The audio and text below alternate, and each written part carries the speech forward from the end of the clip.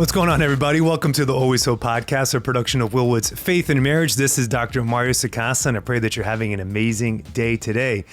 All right, well, we all know that pornography is a huge problem. But the question is, what can churches do better to combat this issue? And joining me on the show to talk through that question is Sam Black, author of The Healing Church, What Churches Get Wrong About Pornography and How to Fix It. Sam is also the director of recovery education at Covenant Eyes. In today's episode, we talk about the value of Covenant Eyes for families and not just for individuals struggling with pornography, the importance of ongoing conversations with our kids about this issue, how churches can proactively tackle this issue through sermons, homilies, and offering groups, why we need to be aware of the scope of the pornography problem, how it impacts men and women, the effects of early exposure, how to establish ally relationships, and what to do when priests and ministry leaders struggle with this issue. My goodness, we cover a lot of topics in this episode, and if this is something that is near to your heart or problematic or something that you know, then please, you're going to love this episode. And if you find it helpful, then please share it with one person who you think would benefit from it, or please consider leaving a rating or writing a review on Apple Podcasts, Spotify. Well, that's it, everybody. That's the intro. Are we ready to get into this episode? Let's get into this conversation with Sam Black.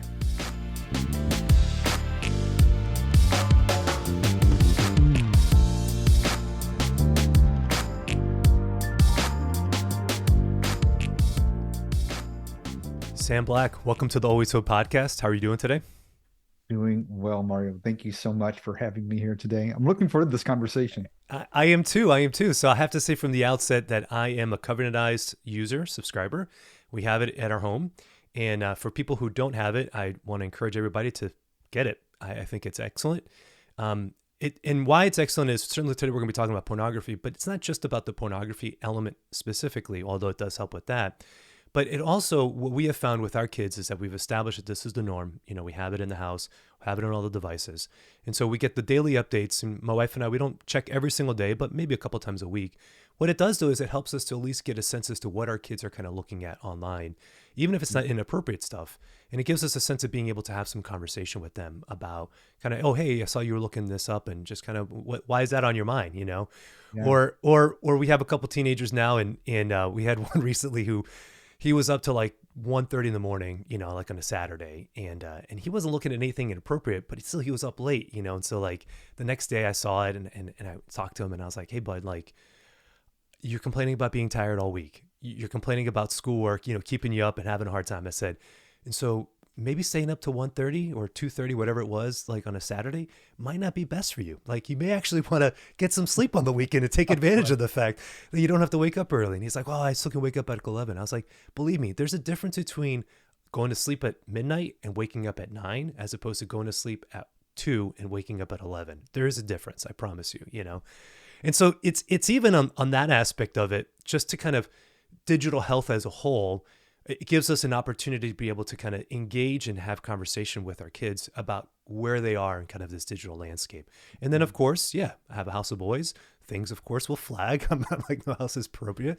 And so we'll go in and we'll just talk about it, you know? It's like, oh, hey, I'm not going to say anything on air, but like that ongoing conversation. But it just gives an ongoing conversation. So valuable. I mean, I had conversations with my kids about things I would never thought to have a conversation with them about, just because I was getting a report of how they were using our devices in our home. Yep. And it was just a remarkable opportunity to have broader engagement, things that I thought, I bet they're having fun with that. Let's talk about that. Yeah. It just allows you to more enter their world, become a safe person for your kids. And beautifully, my kids got to see me be accountable for how I used my devices. They knew who my allies were. They knew them by name. They had seen them come to our table for dinner, you know, and other forms of fellowship. And so just leading by example. Yeah. Don't ask your kids to do something you're not willing to do yourself. Yeah. So those two things of modeling it, but then making it very, this is just how we, you know, we're living. You know, this is how we do life. Yeah. And I remember my daughter, when she was in her teen years, one of her friends says, "So your dad gets a report of everything you do on your devices?" I said, and she goes, "Yeah. So what? What's the big deal?" Exactly. Like it wasn't, we didn't live in a home of hiding or Right. secrecy, Right. or that we might be ashamed of what we're seeing online. It was Right. just, oh, we're living open. We can Right. do that. We have Right. integrity. Right. And Yeah. yet her friends were very, because she would let them know, hey, if you're going to use any of our devices in our home, just know that my mom and Mm-hmm. dad are going to see what we do. Mm-hmm. Yep. That's it. That's it. And just So kind she just kind of gave them a warning ahead of time. So, and they're like, of. we live in secrecy in our home. Well, I think that's right there is part of the problem. I mean, it's that like we have to have a little more transparency, and recognizing that what is it they refer to this in terms of what was driving pornography on the internet was the AAA engine, affordability, accessibility, and then anonymity. And so Mhm. the anonymity piece is what has driven so much of our digital use.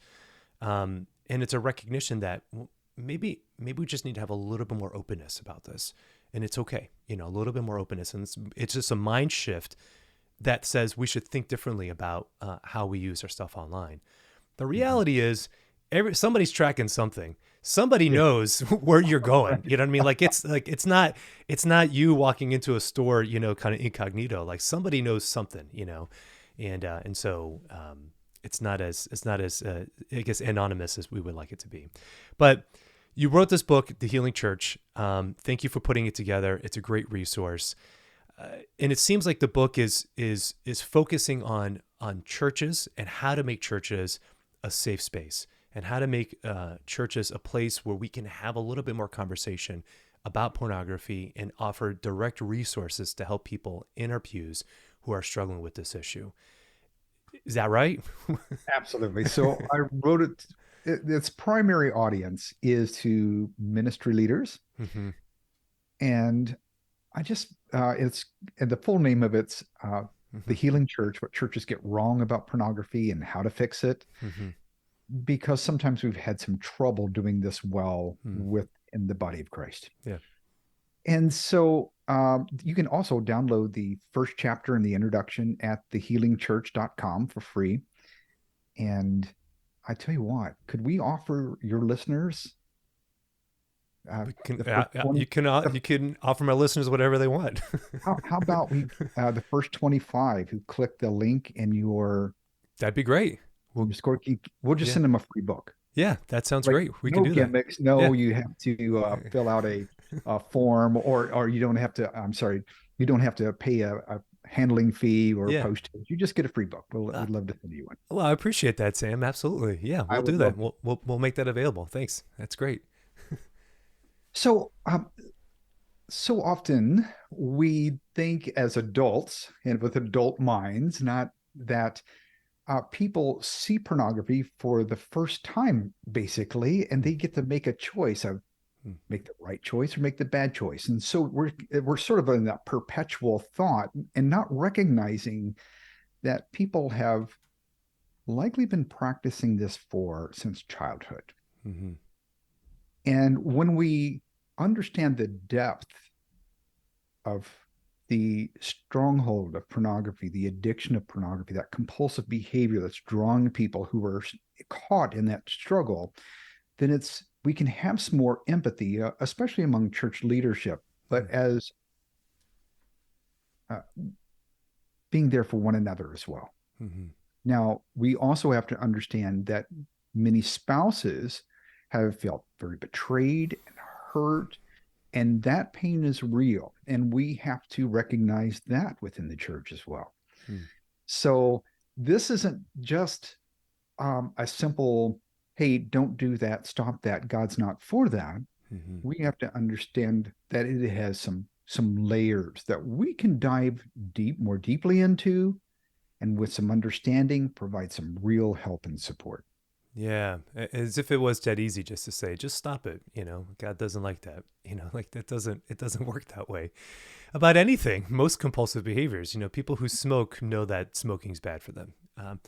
People who stop at, eat at McDonald's. Everybody knows McDonald's isn't good for you, but we still do it. Why? Because, well, we got these little lizard brain activities that's happening, little dopamine receptors that say, ooh, Big Mac tastes really good, And so when it becomes these habituated responses, specifically to maybe stressful circumstances, and we develop these kind of poor coping skills, then that then becomes, specifically when it comes to pornography, now we start getting into some difficulties. And so I appreciate the fact that we have to kind of look at this in layers, and it doesn't excuse or take away the reality that the sin is there, but it's to say, how do we put this in a broader context, and not just shaming people, not just saying, well, just get over it, as if that's the only thing that's going to solve the problem, because it doesn't work that way.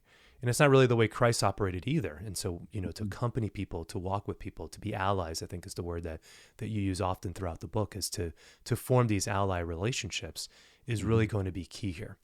Now, when it comes to pornography, there's debate, on some of this stuff, and I just wanted, maybe you can settle this for me right out of the gates, and I'm in favor of this. But whenever I talk about pornography, particularly in kind of a more secular setting, people are surprised when I say that I work with individuals who have an addiction to porn or some compulsive behavior to it, because many people just don't want to admit that can be a compulsive behavior, that sex can lead to an addiction. What's your response to that? How would you answer that question if somebody was to say there's no such thing as a sex addiction? Well, I think even with this debate is, I think sometimes has been a little politicized, because you have a whole field of counselors and therapists and psychologists and neurologists. Is absolutely, pornography can create compulsive behavior without a doubt.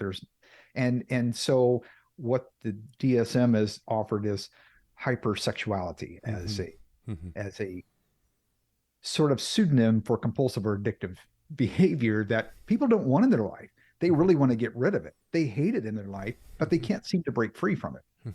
So that sounds a lot like compulsive behavior, right? And chemical addictions and behavioral addictions are just as insidious. And you can take away the alcohol and take away the drugs, but we need food to live. You brought up McDonald's earlier. We are sexual beings as God created us. And so those can be among the most insidious and most difficult to overcome, because they can't just be eliminated. They need to be redeemed. They need to be restored. They need to be renewed. And so creating a God-framed, healthy life for ourselves. God wants us to live in wholeness. And so when it comes to I don't have a worry about people saying, or some behaviorists saying, oh, well, it's never addictive, right? Because there's just too many people that are struggling, both within the church and outside the church, from totally secular perspective, saying, I want pornography out of my life, or at least like to control it from a secular perspective. Right. I'm having a very difficult time doing that, and I need somebody else's help. I finally figured out that I'm destroying my relationships in my life. I'm destroying how I'm interacting with others. It destroys it corrupts how I'm thinking and view others. And so if it was not a compulsive behavior, well, you just dump it. In fact, that's just, let's just make that the challenge. You just, for the next 90 days, just say, I'm not going to watch pornography. But I met a man, and this is a repeated story, but I was at a conference, and we do challenges to help people take their first 30 days or 90 days toward their living pornography free.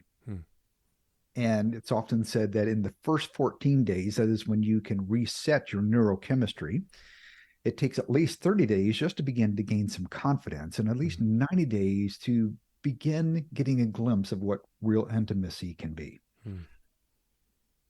But I was speaking to a man at this event, and he said, Sam, when I got to day 3, I realized that was the first time I'd gone without viewing pornography since I was a teenager, and he was in his 40s. Wow.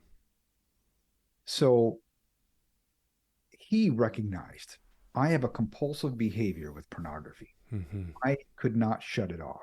Mm. I have watched pornography almost on a daily basis for, almost 30 years. Mm-hmm. That sounds That sounds like like a very compulsive convincing behavior. evidence. Exactly. Yeah, I agree. I think you said it rightly so. It's politicized, and it seems that there's just any movement to try to say, well, there can be some type of non-normative sexual behavior or some behavior that we can claim to be abnormal. Then that creates concern. So for Yeah. some folks, but we don't Mhm. have to, that's not today's episode isn't debating that. All right. It's That's just right. to say that like there are people who claim that, yes, I have this behavior that I'm having a hard time stopping, and it's beyond just a bad habit, that there's a compulsive element to this. And we can recognize kind of compulsive shopping. Well, I mean, if we get a little dopamine hit when we buy a handbag, how much more of a dopamine hit do we get when we orgasm? So it's just like, just even to say that, like, even like just leaving in that, say we could say gambling can lead to addiction. Okay, then this should too. So recognizing, of course, that this is now widespread and not everybody who looks at porn is addicted. I get that. Mhm. Um, where do we stand on some of these numbers? I mean, I know you throw them out in the book and do a wonderful job here. I guess, I'll quote some. You say about 2/3 of Christian men and a third of Christian women say they have an ongoing struggle with porn, and 69% of pastors say porn has adversely impacted their church. That's incredible. That's coming from the Barna study, which I can have a link to as well. And then you also have this other study that you reference in 2019, the Freedom Fight surveyed Christian college students who said that their faith was very important to them. Of this group, 89% of these individuals, of college men involved in collegiate ministries, said they watched porn, and 63% of them said that they watched porn weekly. That's incredible. I mean, from people who say that they are, take their faith seriously, that's something that's important to them, that even in those populations, we have high numbers of regular pornography users. What are your Yeah. thoughts? So um, I often there's this impression, well, if there's only 36% of men who are 18 to 30 who are watching pornography multiple times a week, then that only 36%, that's pretty low, right? Yeah. That's what kind we hear from the secular perspective. Oh, it's not a pandemic. I tell you what, if 36% of the whatever your local parish was sick, or alcoholics, you'd go, oh my goodness, Mm-hmm. something is amazingly wrong. We've got to Mm-hmm. fix this. Mm-hmm. Absolutely. So I really sort of temper this because indeed, about 2/3 of men in the church, a third of women in the church, so they have this ongoing struggle. But there's a difference between I can be tempted by Mm-hmm. sexualized media. Mm-hmm. We are human. Mm-hmm. We certainly have times, but they would maybe when they feel more sexual, or they might, or out of curiosity, they might Mm-hmm. have explored pornography. They might do that once a year or once every 6 months or what have you. Mm-hmm. But that's a total difference between someone who's watching multiple times a week or weekly, or they are fighting their hardest, white knuckling it to get through 2 weeks, and then they fall again.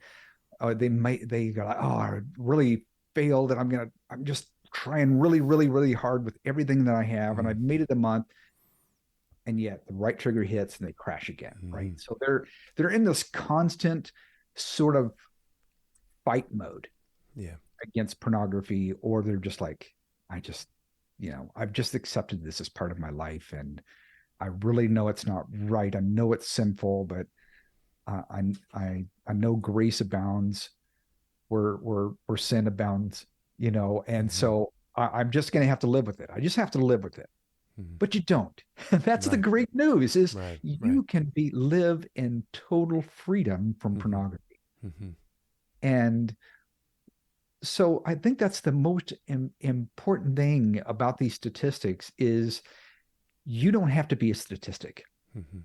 You can, within a safe place and with a safe process, you can allow the Holy Spirit's healing to come through your life, to be held in place long enough for God to do his healing work. Hmm. And so often we try to just do this on our own. Mm-hmm. And that's the normal operant, that's the normal thing. That's the modum operandi, right?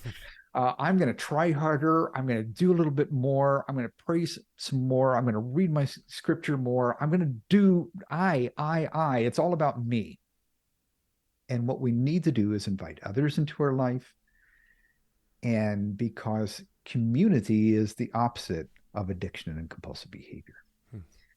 When we're able to be honest, uh, then shame is that thing that keeps pushing us into secrecy. If I tell somebody, maybe they won't love me anymore. Maybe they won't think as much of me anymore. And Mario, when I come to you and I say, Mario, I'm struggling, and Mm-hmm. this is where I'm struggling, and I've tried and I fought, and I want to be free from this. And instead of rejecting me, you say, man, I'm going to stand with you. Mm-hmm. I, I can keep your confidence. I'm rooting for you. Well, that changes the whole dynamic of the situation. And now I can begin making better choices, and I can call on you when I'm feeling tempted. And maybe with your support, I can also enter maybe some counseling and uh, a recovery support group, or enter a study where I can learn and grow and understand, how did I get here? Why do I seem to stay stuck in this position? And how can I take my first steps toward freedom?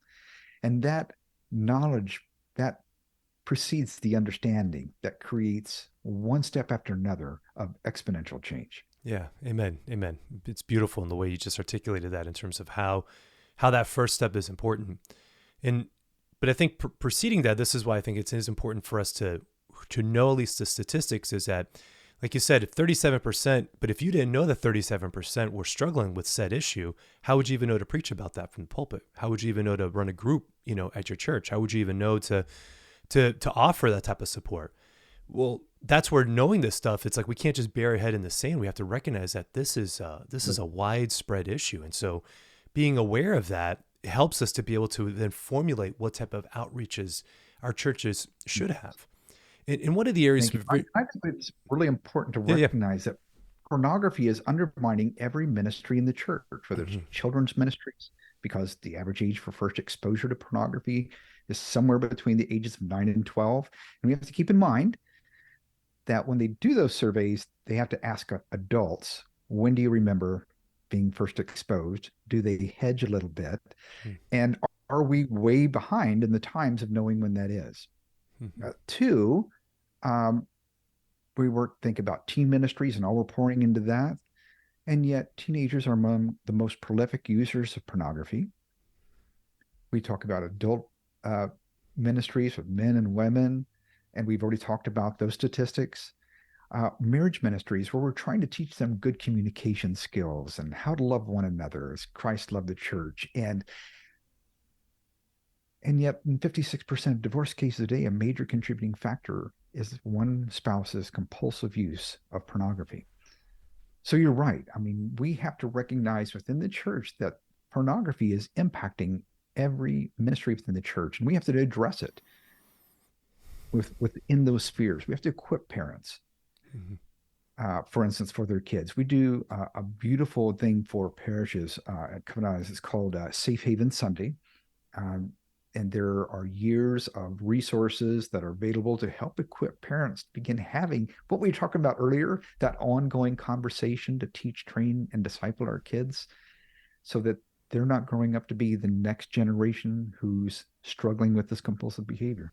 Yeah, yeah, and we appreciate that. And you're absolutely right.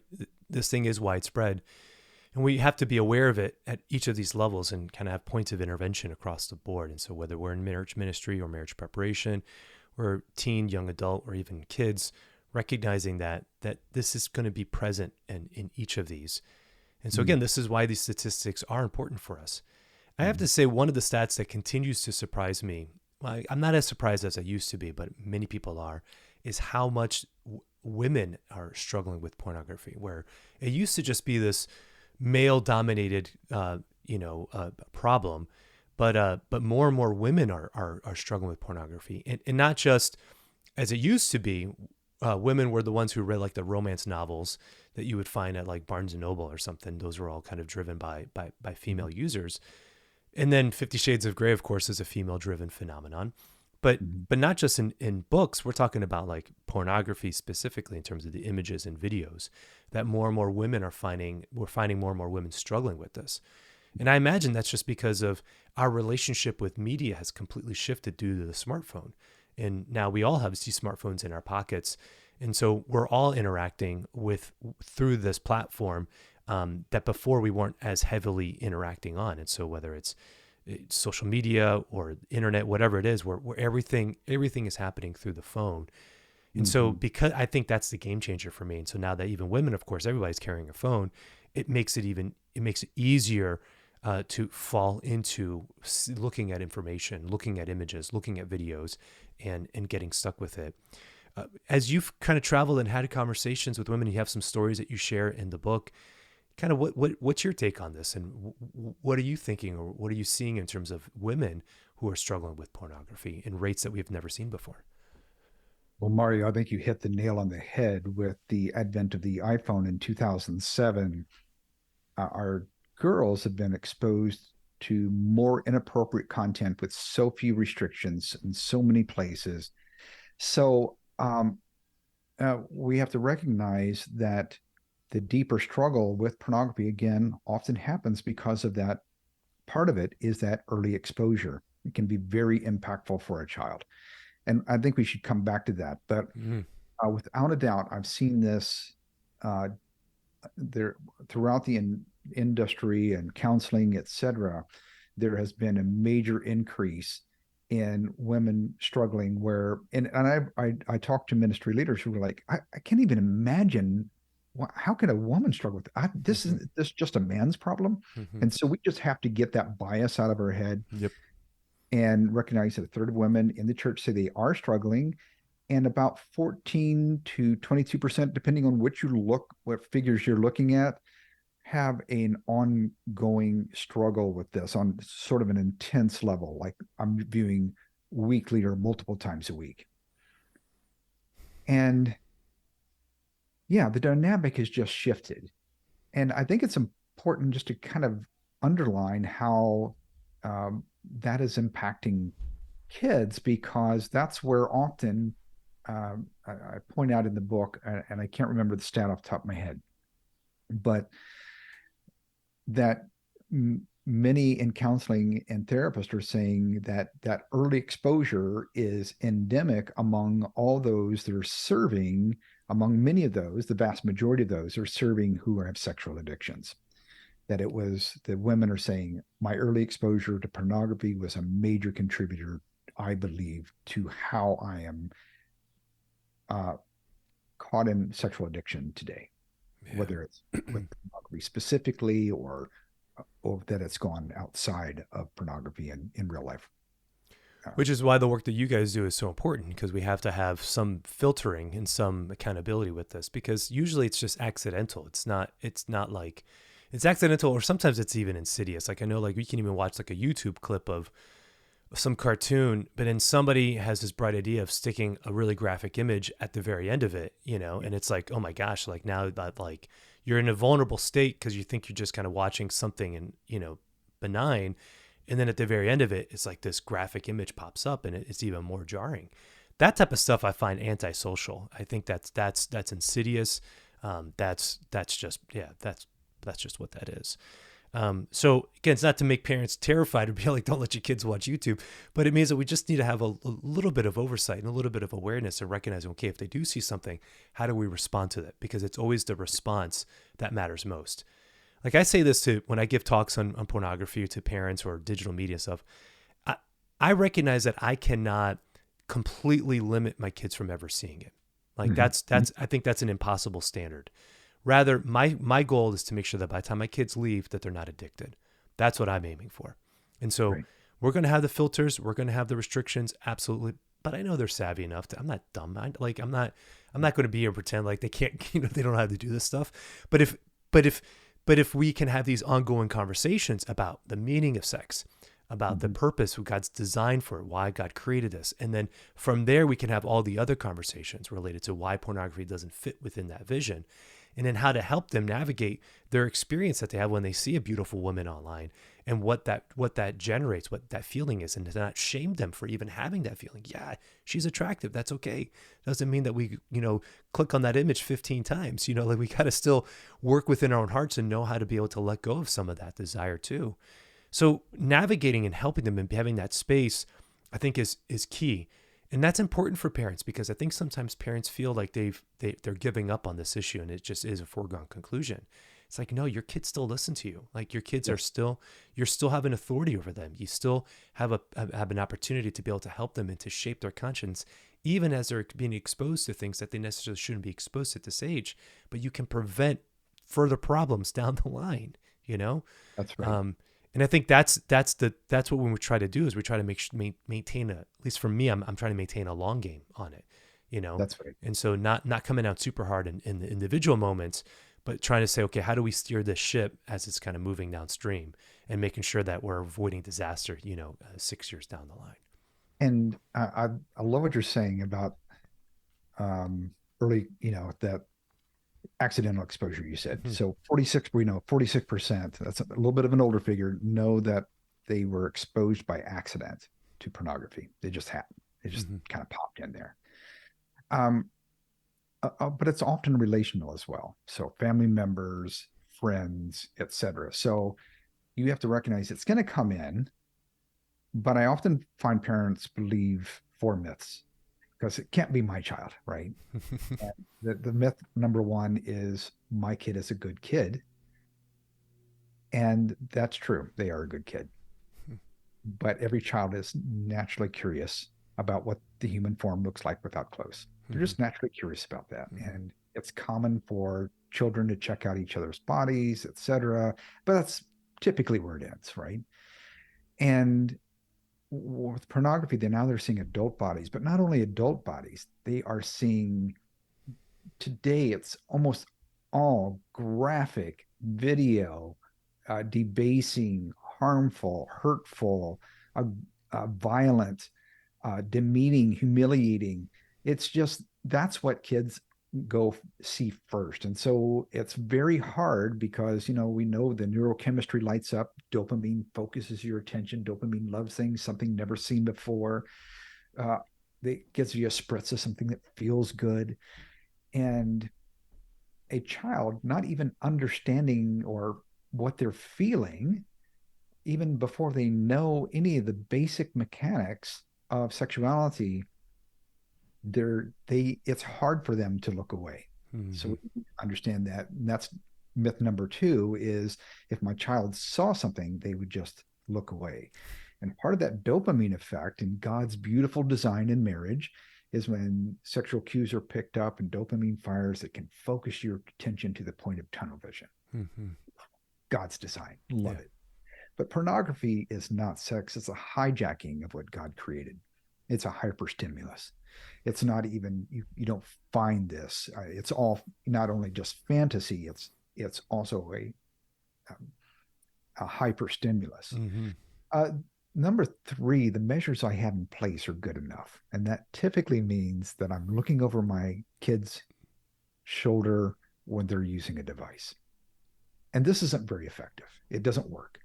And the reason it doesn't work is you mow the lawn, you do the dishes, you go to work, the kids are in different parts of the home, and you think, well, I don't allow them to have their devices in their bedroom or something like that. I can't tell you the number of parents I talked to who handed their devices over the back seat to their kids to placate them while they're on a road trip or whatever else. And relationally, kids are finding pornography. The number of times I've heard, oh, a family member or cousin or a friend, or just out of curiosity because they heard some words, they began searching those on Google and those became their first exposure. And the kids are smart. They delete the screen, they delete the history, and they just cover their tracks. Mm-hmm.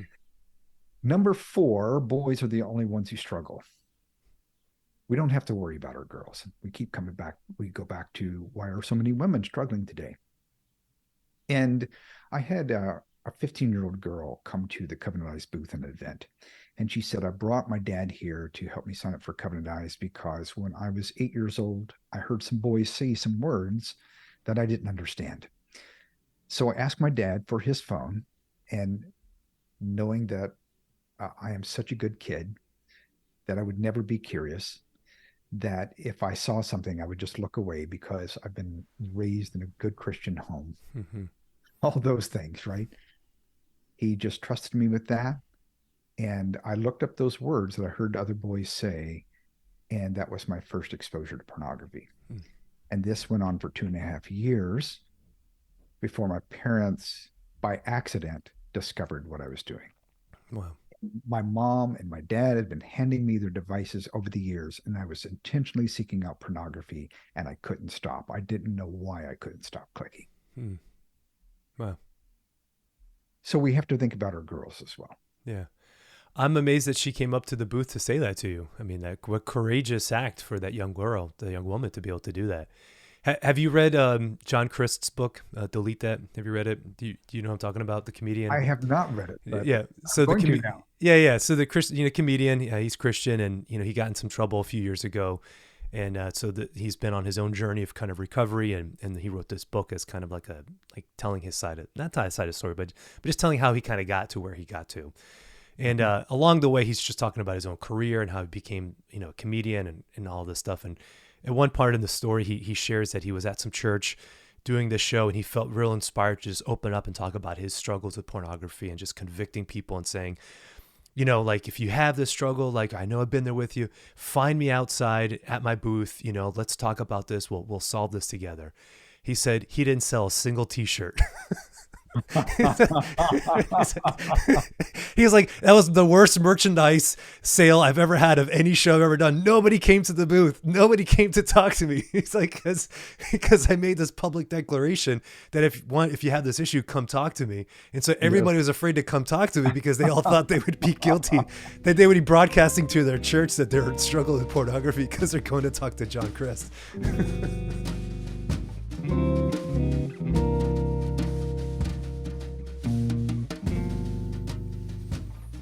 Hey everybody, I'm taking a quick break here from my conversation with Sam Black to want to encourage you to check out Covenant Eyes. As Sam, as he stated, has free copies available to my listeners. So you can click the link on the show notes to be able to access that. We have 25 copies available for you. If this conversation has been of interest to you and you want to learn how you can be able to grow in your own personal recovery, or maybe you're a ministry leader and you're not quite sure how you can tackle this issue, then the book is going to help you. So please go ahead and click the link on the show notes to be able to get your free copy of The Healing Church.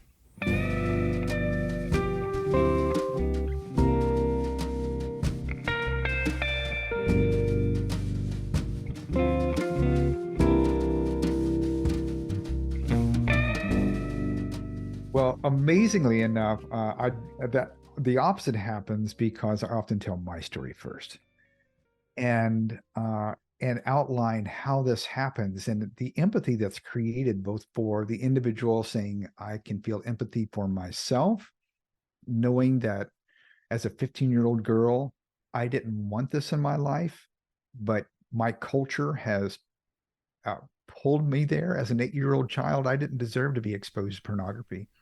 That was not God's design, not his plan. And yet there is hope, and I don't have to live here anymore. I think that's so imperative that we, I often find, and I host meetings for the Samson Society, newcomer meetings. And what is that? Samson Society is a community of Christian men that are supporting one another in something bigger in their life than they can handle. And most often it's pornography and unwanted sexual behaviors, but there's other things as well. And in my newcomer meetings, guys are coming to learn what this is, how they can participate, how they can get involved. You can find more about it at samsonsociety.com to join a newcomer meeting. And in that meeting, I will always start when there's sharing time. We're going to share our stories today. And I'm going to go first, so you know how this runs. And when I helped him understand that, I was exposed to pornography at 10 years old, and I come out of my home in Florida, and my brother, who was 9 years older than me, he had a Mm, magazine. And what I saw comparatively is small in comparison to what kids are seeing today, right? So less impactful. But even though I grew up in a Christian home, uh, so anyway, they were looking at a magazine sideways, and that just didn't make any sense to me. And I said, "Well, what are you guys looking at?" And so they turned it around, and uh, his friend says, "Well, you don't want to miss the good part." But I totally didn't understand. What are you talking mm, about? All I see is a form of a person. I didn't even have the basic mechanics of understanding of sexuality. I had a friend, and his dad had this pornography falling out of his closet. It looked a little like a waterfall. mm, There's this shelf, stacks of it, sort of leaning over and falling, and there was a pile of it on the floor. I could take anything I wanted, and I did. And the third part of this is that I came from a violent home. mm, Even though it was a Christian home, it was hypocritically violent. And I didn't even realize that I was running to pornography as an escape when I felt fear and frustration and anger and disappointment. And that would just expand to things like boredom and frustration, or I didn't do well at school, or I got made fun of, or something else. I didn't feel good about myself. I could always run to pornography. And so that's the common theme: early exposure, the ongoing repetition and use, and using pornography to begin anesthetizing my emotions, to regulate my moods. And so it becomes a coping behavior, and that those coping behaviors often begin in adolescence. mhm, And so they form that early exposure is like building blocks, and that creates a foundation upon which other beliefs and activities and behaviors grow. And so, uh, you know, I was grateful, you know, even though I carried pornography with me from middle school to high school and to college and in my marriage, my wife began attending church, and by this time I'm agnostic. Like, I just can't live up to this. There's no way I would ever be able to live up to this, and I'm not sure God's even paying attention to me anyway. And that's one of the, believe it or not, one of the correlations of studies from the University of Oklahoma and others is that there's a direct correlation between pornography use and doubts about God, lessened faith, mm, lessened church attendance, less volunteerism in the local church.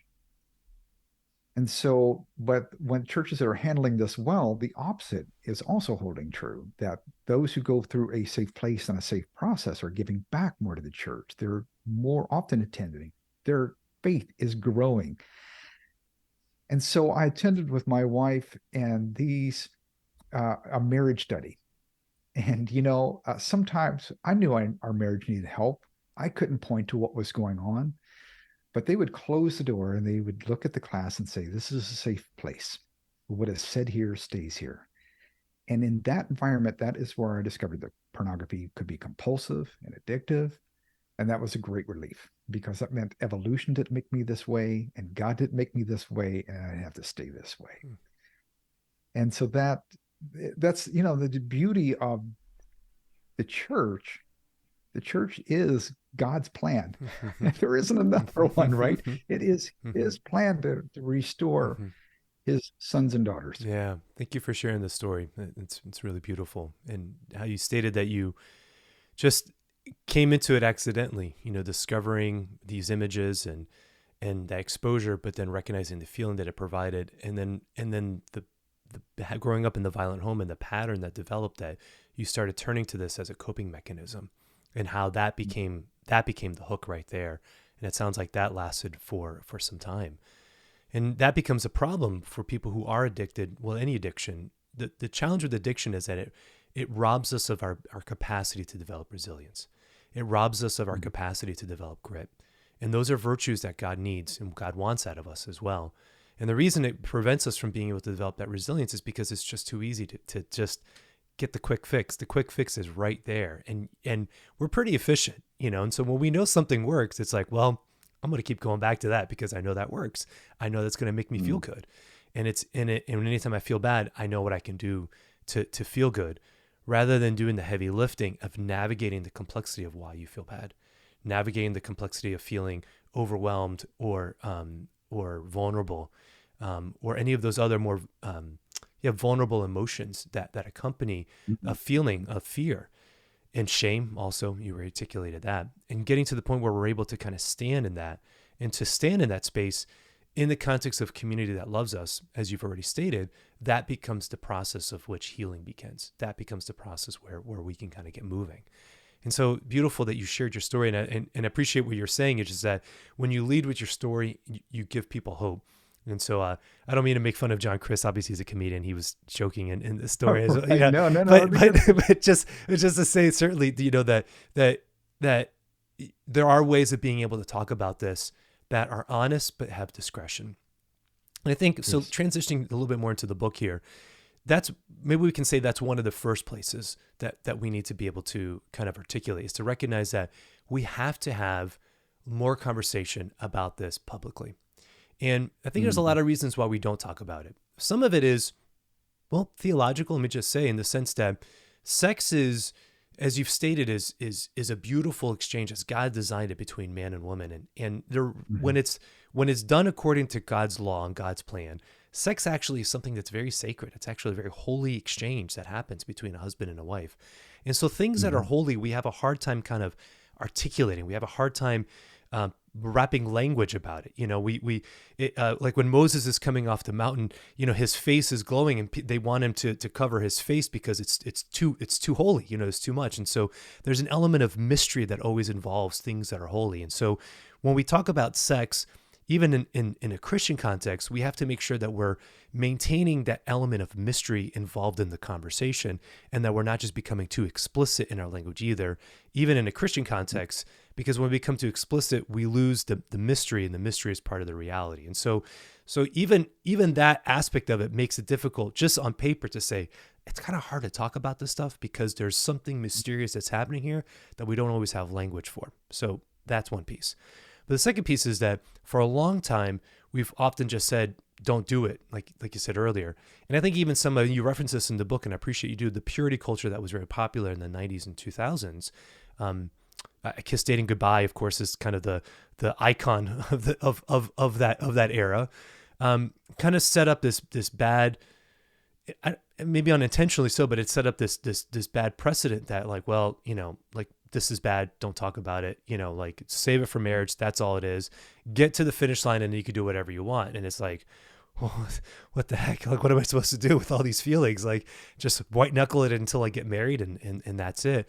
And so we've created kind of this culture where we don't talk about these things in this respectful manner. We don't talk about these things in an open way. We don't talk about these things in a way that elicits some type of comfort and openness for conversation. And so in the absence of the church doing that well, culture has certainly taken over the dominant narrative and has certainly said, well, this is how we're going to talk about it. And so it has driven the train, of what conversation is supposed to look like. And rightly so, Christians look at that and say, well, that's not right, but there's something about the fact that they're talking about it means that we need to be talking about it too. And so where do we begin? Like I'm thinking about like a youth minister, or maybe even like a young priest, or even a pastor or something, or somebody who's like, well, how do I incorporate this into a conversation? How do I preach about this from the pulpit? Where do we begin?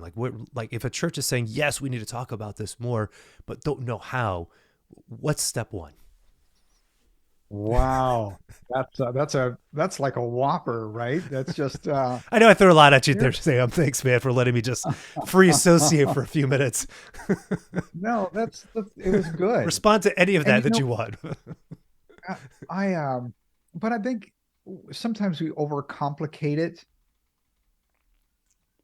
I think John Paul II did a beautiful. Look at you! All right, you're quoting John Paul II. I love it. the theology of the body and the work of the Theology of the Body Yeah. Institute is just, the mystery is unveiled. It is just, the beauty of God's design. Oh, it's just Mm-hmm. wonderful, right? I mean, it's just amazing. Um, and so but I think one of the easiest places that we can step into is talking to parents about protecting their Mm-hmm. kids, because everybody can be on board with that. Right.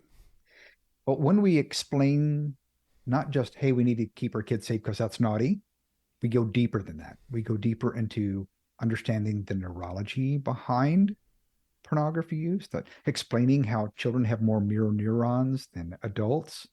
And mirror neurons allow you to, if you see something, it feels like you're doing it. And that's why it's also very hard. That's why it burns those memories so much into that brain. That's why you can ask most adults today, when was the first time you saw pornography? Likely they can't remember anything else about that day, but they can tell you a story about what happened to Mm-hmm. them. So then when we're helping parents understand that, then they're going, oh, this is why I am struggling. This is why my neurology was impacted, because I was that kid that got exposed at an early age. I practiced this through my adolescent years. I was using pornography uh, from middle school into high school. I was in college or trade school or what have you. Uh, I was using pornography when I was dating my spouse. Um, and I thought it would just go away once I got married, and yet it hasn't. So it creates this both empathy of self as well as a desire to protect someone Mm-hmm. else. Now, that's a great first step, Mm-hmm. right? But leaders can also begin saying, hey, if we want to, let's lean into this. Let's create some culture change. Let's be able to create spaces of safety where we can really dive deeper into this. So we're, again, getting our leadership on board, and we're looking for volunteers in the church to equip and train. So maybe one, they are helping parents, and then that begins opening the door to helping adults. And so we take one step at a time. So often we want the perfect Mm-hmm. solution. We want it to be everything exactly as it should be. And what we need to do is take our first step, because procrastination kills good intentions. And in the book, I spell out a number of educational resources and tools that you can use, uh, groups for women, groups for men that even are online if you're still just getting started. The courses, and I'm sure that, you've got a number of resources on your website as well to help pastors and ministry leaders take this to another level. And so part of me says, ministry leader, even layperson in the church, step up. Mm-hmm. Go talk to your priest and say, I think this is a real serious issue. I'd like to learn more, and I'd like to begin helping in some way. Yeah. They'll never say no. They'll be They'll like, never say no. how That's true. can how can I wait? I've got a volunteer that's willing to help. Yes. But just recognize if you're presenting the idea, you're probably in charge of the committee. Like that's the way it's going to work. Yeah, right. But But absolutely. So great first step, which is focusing on kids and saying, all right, how can we provide resources to help parents help their kids, which is excellent. And then from there, maybe that provokes conversation, to do more. And so I guess this is a question here, is you talk about ally relationships and the need for accountability, the need for support with one another. And it seems like that can happen kind of in two ways. One is a more informal context of just developing intimacy among friendship and having that openness, that brotherhood, the people who are closest to you to be able to lean on them.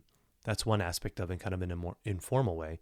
But then a formal sense of running a recovery group or running a 12-step group or some type of support group that is available, and offering that specifically in the formal context at your parish. Thoughts on well, I guess I don't know, but I'm just trying to think of like how do you encourage, you can encourage friendships, But then you also want to have the group. I mean, you're saying both would be good for in terms of culture change to, how do we encourage, I guess, both of those, and how do we support that type of stuff to happen organically among friends, but then also offering something formal, within the church.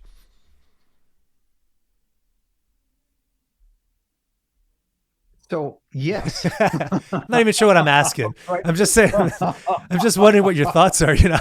How we could do this better, I guess, is the question. Probably, Yeah. as some listeners are hearing, you probably have some friends that um, you have friends that you've kept for companionship, but you've not gone any deeper. You do fun stuff together. Maybe your friends get together for dinner and things, but you've not gone any deeper. Take a look at their lives. Are they aiming to live a godly life? Do you have someone in your parish that's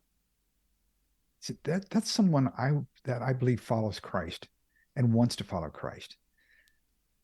I would like to just approach them, begin having that conversation, and maybe that's one of your close friends. That's great, and you can begin testing the waters to find out if they're safe. Just talking about, we have so much in our culture, and it can be very, I want to live the faith. I want to walk in daily with Christ, and I don't want this sin to be something that's interrupting my life.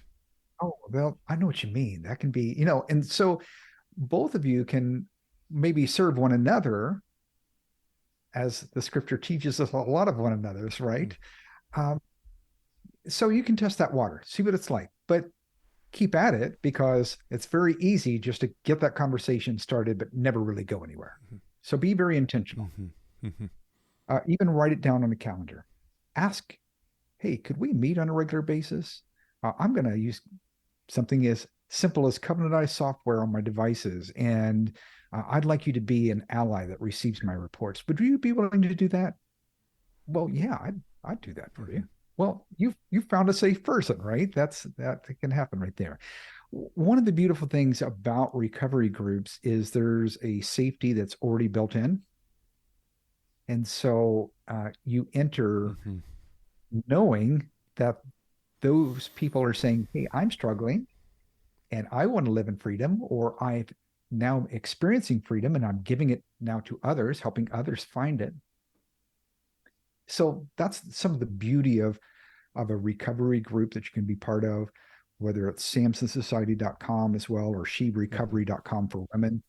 Those are online groups that also have chapters in parishes and churches across America as well, and around the world. So whatever it is, lean into that relationship, because when you begin bringing that authenticity into your life and being honest into your life with someone else, then it becomes empowering. It becomes restorative. And I can't encourage you enough to not try to fight this alone, because within a safe place and a safe process, whether that a recovery group, or you're downloading one of our ebooks and doing a study, or you're going through the strive21.com resource. Strive is offers a Catholic specific 21-day detox from pornography. And you can just find that at strive21.com. And you can share that with your ally and say, hey, would you go through this together with me? And you may not understand all this, but this will help you understand more. And you get to take your first 21 days toward freedom. And then you can move on from there. So whether your local parish offers something right now or not, there are tools that you can integrate right now. Yeah. Amen. So starting with recap, finding somebody, if you're struggling with this and you're like, you don't really know where to begin, praying and asking for the Lord to kind of guide you, and recognizing, okay, maybe there's a friend here that I can kind of go deeper with, or somebody over here that I can look at and approach them and have that conversation to go a little deeper with them. That would be great. Or availing yourself to one of these online resources that are available to educate yourself more about this issue, but then also to be part of some type of recovery group, support group as well, which, as you stated, has safety baked into it. It's already established, and there's a culture that's already been established that you get to step into rather than have to create something from scratch. Then the other piece is to consider maybe starting something specifically within your local community and approaching your pastor, approaching your priest, approaching somebody in the leadership team to say, how can we get something like this off the ground here locally, and being willing to take some leadership within that. And I think those are wonderful, wonderful suggestions. So I know there's a lot, obviously, that you could offer more in the book. And as we're kind of coming to our time here, I do have one more question that I would love to ask, because you do a wonderful job kind of explaining this. Is we've been talking about lay people, more or less, who have been struggling with this issue. But what about ministry leaders themselves? What about pastors, priests themselves who get into trouble with this issue? What's a good approach in terms of moving forward for them? I know it can be difficult for them to acknowledge that they're struggling and to get help because they're in a position of authority. They don't know, they can't obviously go to somebody that is in their congregation. So maybe they can, I don't know, but they're struggling to find places where they can be vulnerable because they're in that position of authority. But when information kind of comes out, so I guess I'm asking two questions here, and you can kind of tackle this however you feel. One is the leader himself, who's struggling, the pastor, the priest, the youth minister, whatever, that is struggling with this issue. How do they get help? But then how does the community itself respond if something like this kind of comes out? Covering up isn't the answer, but at the same time, somebody is owed certain privacy, there can be, I think in the book you mentioned kind of in a pastor who it came out that he was having an affair, and the church just prayed over him, and then he got up and preached his sermon, and it was like, well, that doesn't feel right. Like there wasn't enough restitution in that. You just kind of got to get at a jail free card. But then the other extreme is just to say, well, then he needs to be ostracized and can never be in active ministry ever again. Now, certainly some circumstances mandate that, obviously, depending on what the transgression is. But is there a middle ground here? So I guess I'm trying to pick your brain here on kind of both of these, and, take your time answering. One is for the individual, how can they, if somebody's listening to this and they are a priest, or they are a seminarian or ministry leader, and they don't know where to begin in terms of getting resources for themselves, A, how do we tackle that? And then B, how as a church community can we better respond when our leaders are struggling with this issue? Yeah, great question.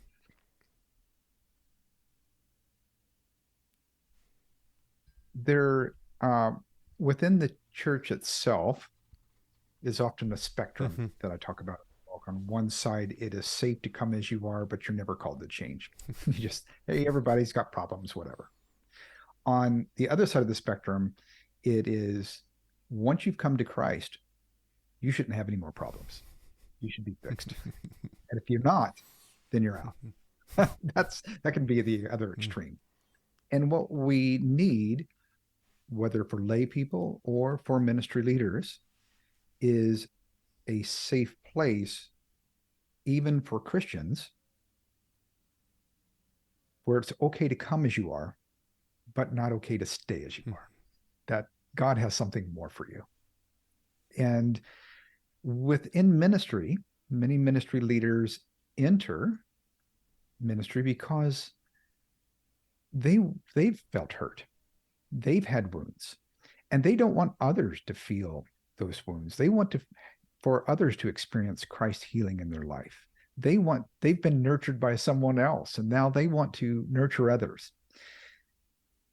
But if they've never really dealt with those wounds, if they never really created a safe place, if they've never gone through a safe process to really understand how to regulate their emotions and their moods, and how to sit with their feelings, and all these other things that you know well,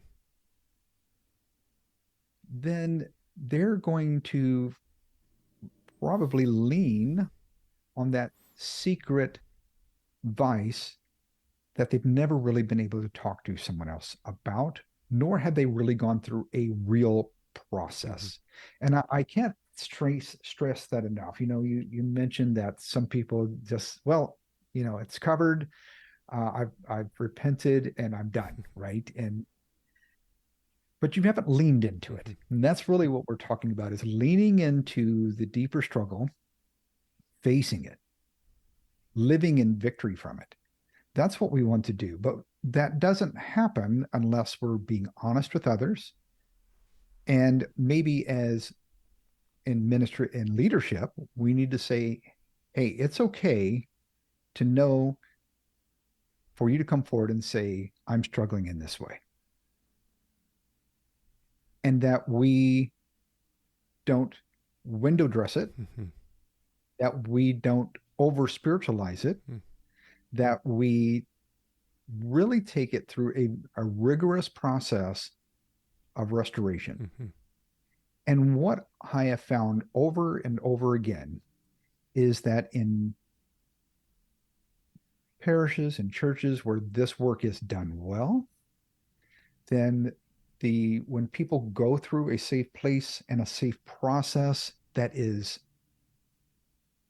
in depth, that it is, hey, this isn't gonna be a week or 2 weeks or even a day, as we talked about earlier. This is likely going to take you some years. Yeah. You're going to stay in this process. You're going to work in here. And then they come out on the other side of that, really feeling wholeness. Now, we're all so concerned about the issue of pornography in our life. And so we make that the only focal point of quitting. But God wants more than that from us. He wants to light up the corners. He wants to open up the closets of all the other things, from the hurts to the other behaviors, the cross addictions, all those things get to light up. And we get to now live in wholeness, not just managing a certain sin in our life. And when we find that greater wholeness, well, you can't help but want to give that away. And so in every, as I was saying as earlier, in every church and parish I've seen this working well, people go on fire. They get excited. They give more. They have a deeper sense of one another. But it requires, like you talked about earlier, digging deep, doing your part of the work, investing your life in it. And so that's the first part. That's the ministry leader's part. You need to lean into this. And as leaders over leaders, you need to create a safe place and a safe process for that to happen, where they may indeed, if depending on what's going on, step back from ministry life. And that should be okay, that they need to step back. And that might be for a year or 2 years. And recognize that the value of that far exceeds how it might otherwise impact that person's life. Your vocational life in this world it has great value, but it only has great value when you're living in wholeness, right? So when it comes to the local parish, how should that be discussed and talked about? This may sound way too brave, but I think we need to respond with both kindness and empathy, but also with, oh my, I want that too. I want those dark closets and those corners of my life to be lit up as well. I want greater wholeness because these are areas where I'm struggling. How can I do that for my own, in my own life? Yeah. Couple thoughts. This is all beautiful. That just piggyback on what you just said. I remember when I was in college, the priest who was in charge of the campus ministry at the time was struggling with alcoholism, and he, which obviously it was bubbling over and starting to affect the ministry and the work, and so he went away for recovery. And when he came back, I forgot how long it was, but when he came back, he just did an open kind of Q&A with the students, with the parish, anybody who wanted to know, ask any questions. And I found that to be so healing as a 20-something-year-old, because it was kind of conversations are being had about, oh, did you hear that he came to mass, drunk, or did you hear he smelled breath on alcohol on his breath at that event or whatever it was? And so all these kind of conversations are happening behind closed doors. And so when he came back, it was like, nope, we're just gonna be open about this. And so he shared very beautifully about his own journey of Mm. alcoholism, how he stumbled upon it, how it became an issue, when it became a problem, his journey for recovery, and kind of what his plans are kind of moving forward. And Mhm. it was very beautiful in the sense that, like, he was just very open and transparent about his cross, but then also his recovery in this. And I think that created a rallying around him in a sense of like, okay, we can help. Like we're proud of you, for taking these steps. I think like that's kind of a way forward. When we just kind of hide the stuff where we say it just goes away, it doesn't give space for people to actually, talk or engage. Um, and Mhm. so there is kind of a way, as you stated, is that when somebody then is open about this in a way that is sincere, that they've done their work, they've leaned into it, they're on this journey, and they're inviting others on this journey with them, that becomes permission for others to be able to look into their lives and say, I want that wholeness too. I can pursue that also. I may not be struggling with pornography. I may not be struggling with alcoholism, but I got places in my life I can grow in, and I can see that as a witness to me, which is really beautiful. Which is why also when it comes to, I think, even when men who are struggling with pornography, leaders who are struggling with pornography, sometimes we have this notion that, well, then we should just create support groups that are sectioned off, just for seminarians or just for priests. And maybe there's some value in that. But I think that there's Mhm. something to be said about them just going to, I don't want to say run of the mill, but a support group that's available for everybody. Like, be a little humble, recognize that you're in this with other people as well, and something about you as a leader, even being in a group where there are others that you might even recognize, might be part of that process of humility that might be needed as well. So, what are your thoughts on that? Do you think that we should have support groups specifically for ministry leaders? I recognize that there's something about that, the context, culture, maybe there's conversations that they can have amongst themselves that's important, or just keeping it more broad and open ended and saying like anybody should come and even the ministry leader should come. That is It's hard hard. for the local church, It right? is. That's not an easy, oh, we just do Yeah. this Yeah. because unfortunately we have a little tendency of setting some others apart Mm-hmm. and they're not allowed to have some of the emotions and feelings and struggles and pain that we Yeah. have because they're in leadership or in some frame and they just shouldn't have problems. So we've created an other, Mm-hmm. and I recognize that the Bible says that those in leadership should live above reproach, right? They're called to a higher standard without a Right. doubt. Right. So, but it doesn't say that they are somehow gifted be and that they don't need help and Mm-hmm. support. And I really do believe that they need that uh, as well. So part of me says that I can say, hey, minister leader, I think it's just fine for you to be part of a local group, but they may not be willing. Mm-hmm. Now, I have an ally, and he's a pastor of a non-Catholic church, and he does celebrate recovery at his Mm-hmm. church. And there are there's a whole group from his church and other churches that come, and he participates as well. And he talks about his struggles within that safety.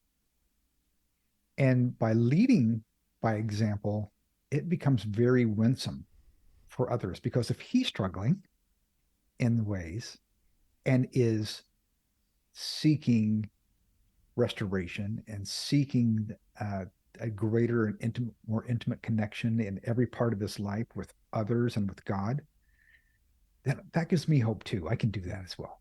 Mm-hmm.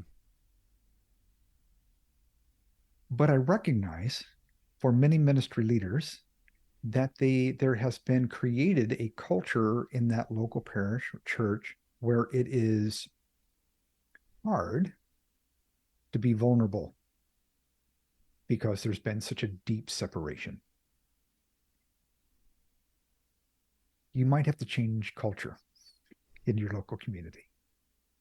You might have to start that with your own small group, with a group of safe parishioners, with some other leaders.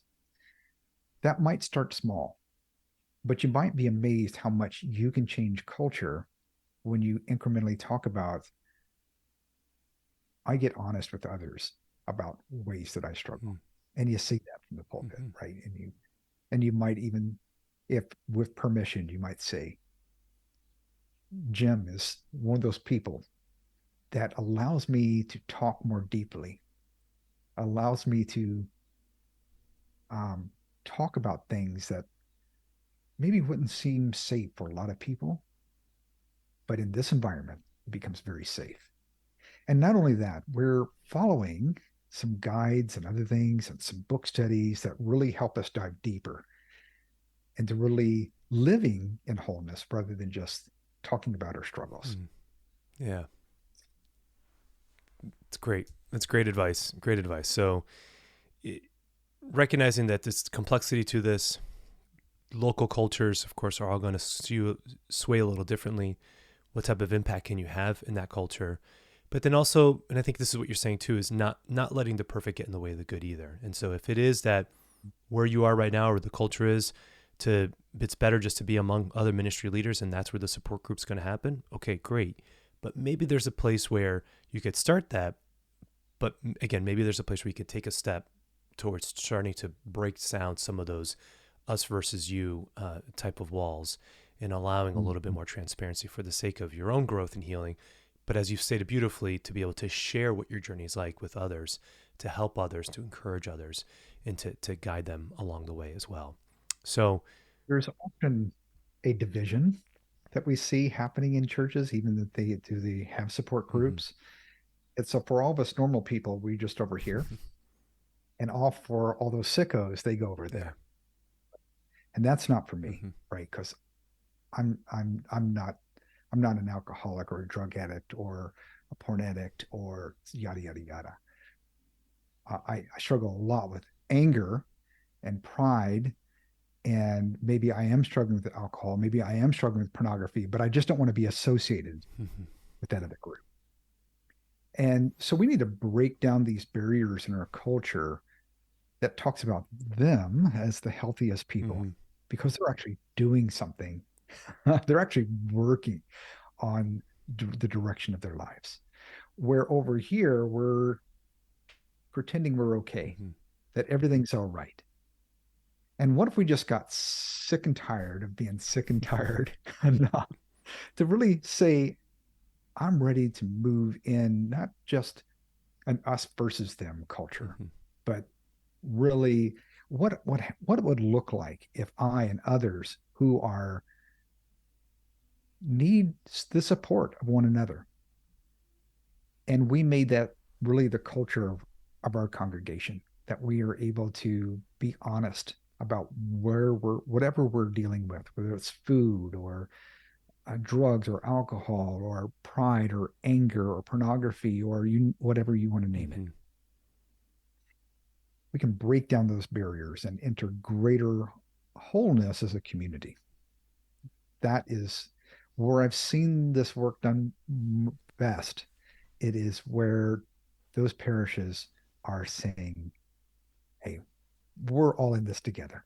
We believe that when you are engaged in this kind of study, then you're among the healthiest in our church. And we want to support you in that. We encourage that. We just believe that is the way to grow closer to Christ, to allow all these other distractions and sinful behaviors for you to live in victory over them. I think you just read the Celebrate Recovery manual.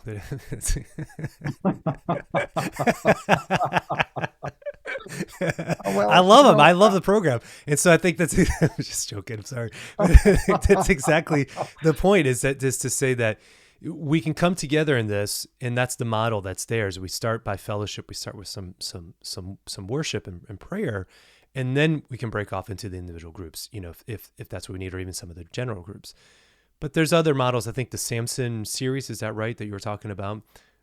Samson Society. Samson Society also seems to kind of bring a little more general approach to that. I interviewed Scott Wieman, who has started a program called Catholic in Recovery that also kind of borrows similarly, in terms of like general kind of support group, depending on whatever the issue is.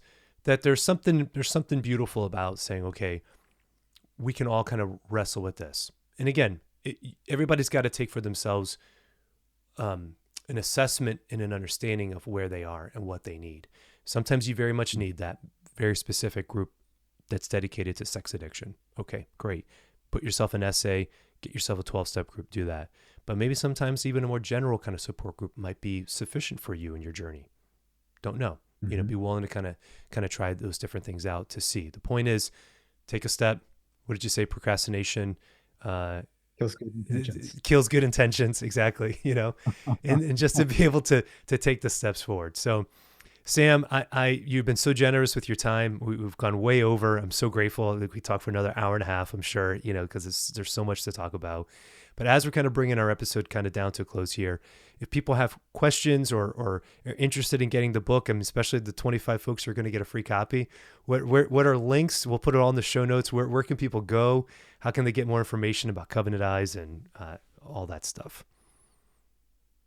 Very good. Well, of course, you can go to covenanteyes.com to learn more about our software. There's tons of resources on there that you can use. There we have a brand new app called Victory by Covenant Eyes, and you can download that wherever you download your apps. And there's more than 30 courses within there that walk you through, how did I get here? Why do I seem to stay stuck? And how can I take my first steps toward freedom? So you really get that education and training, and there's audio versions of that in there as well. You can find more about the Healing Church. Download that first chapter, The Healing Church, at thehealingchurch.com. And then we have that special link for the 25 first ones who are excited. Hey, I want to get this now. You get the opportunity to get this book sent to you for free. Yeah, that's fantastic. I'm sure it's going to make a lot of people happy with that one. So thank you for offering that. Very generous of you to offer that for our listeners. So Sam, final question I ask all my first-time guests. What gives you hope? Well, like instantly it was like, Jesus gives me hope. Amen. Right? Good answer. Right. He just there. That's where our hope lies. But I also have great hope in the one another's of the church, that when we carry one another's burdens, when we serve one another, when we're caring for one another, then we're not only bringing hope to others, we're bringing hope to ourselves. We keep what we give away. And so that's one driving force I believe in my own life, is to talk about my story in this book, to take the effort to write this book, really was born out of, how can I serve? Because the more I serve, the more wholeness I can feel in my own life, the more I share it, the more I'm reminded. Every mentor will tell you, whether it's in 12-step or just in life, the very things I tell others is the very things I need to hear for myself. And the Holy Spirit reminds us of that. And it's just a beautiful expression of his love in our life that we can give to one another. And in doing that, we're living a more fulfilled life and more wholeness. Amen. Well said. Well, Sam, thank you so much.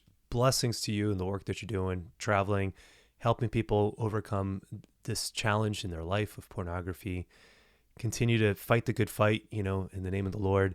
And thanks so much for giving me your time today and joining me on the podcast. It's been an absolute delight. Mario, thank you for having me. Such an honor.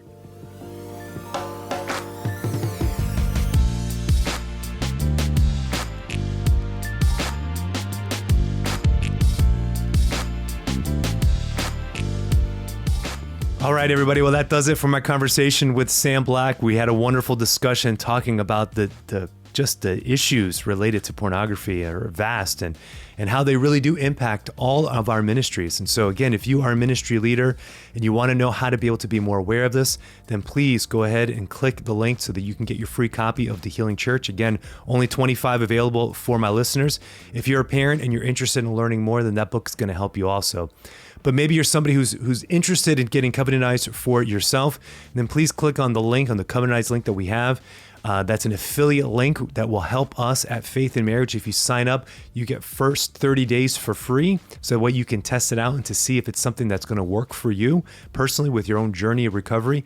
Clicking that link, it's going to help out the podcast and the work that we're doing at Faith in Marriage. So thanks everybody for hanging in all the way to the end. God bless you all, and I hope you have a wonderful day.